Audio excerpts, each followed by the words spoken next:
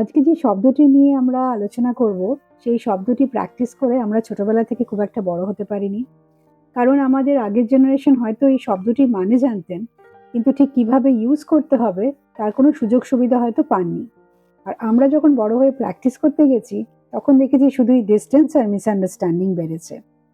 শব্দটি হলো প্রিভেসি, ব্যক্তিগত গোপনীয়তা।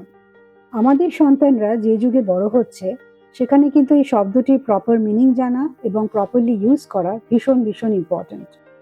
কিছু ছোট ছোট নিয়ম যদি আমরা ছোটবেলা থেকেই অ্যাপ্লাই করি, তাহলে দেখা যায় যে এই প্রিভেসি শব্দটা কিন্তু কারো কাছে কোনো বিয়ার্ড থাকে না, বা তাদের এই শব্দটি নিয়ে অ্যাপ্লাই করতে কোনো অসুবিধা হয় না।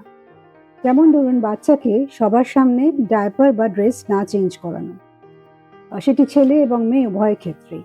স্নান করার পরে তাকে টাওয়ালে র্যাপ করে তবেই বাথরুম থেকে বাইরে বের করা। বাচ্চার সামনে নিজে ড্রেস চেঞ্জ করা, সে যত ছোট বাচ্চাই হোক না কেন। এবং বাচ্চাকে ছেলে এবং মেয়ে উভয়কেই যে ড্রেস না পরিয়ে অন্যের সামনে ঘুরে বেড়ানো, খুব গরম পড়েছে তাকে আপনি জামা কাপড় পরালেন না, সেটি কিন্তু করবেন না। বাচ্চার কোনো খেলনাতে হাত দেওয়ার আগে তাকে একবার জিজ্ঞেস করে দেওয়া, যাতে সে বোঝে যে ভবিষ্যতে সে যখন অন্যের জিনিসে হাত দেবে তাকেও পারমিশন নিতে হবে। দরজায় নক করে ঢোকা, তার কোনো বডি পার্টসে যখন তখন হাত দিয়ে দেওয়া, বডি পার্টসে কিছু স্পেসিফিক নাম দিয়ে হাসি মশকরা করা। কেন, বডি পার্টস কিন্তু কোনো মজা করার বিষয় নয়, সেটা একান্তই নিজের এবং একান্তই নিজের সম্পদ সেটা।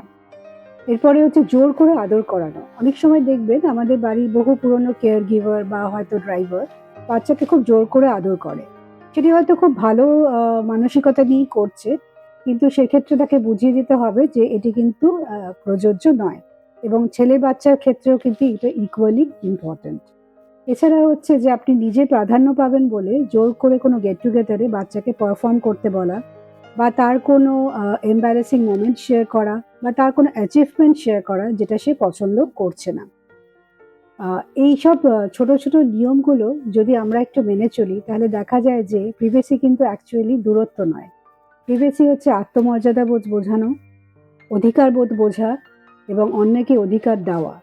এই নিয়মগুলো যদি আমরা ছোটবেলা থেকে বাচ্চাদের বোঝাই যে এগুলো আমাদের সংসারের, আমাদের ফ্যামিলি রুলসের মধ্যে পড়ে, তাহলে সেটাও কিন্তু তাদের জীবনে তারা রুলসের মধ্যেই ফেলবে, এবং যে কোনো সম্পর্ককে কিন্তু তারা টেকেন ফর গ্রান্টেড করে নেবে না, এবং কারো প্রিভেসিতে হাত দেওয়ার আগে কিন্তু তারা 10 বার ভাববে।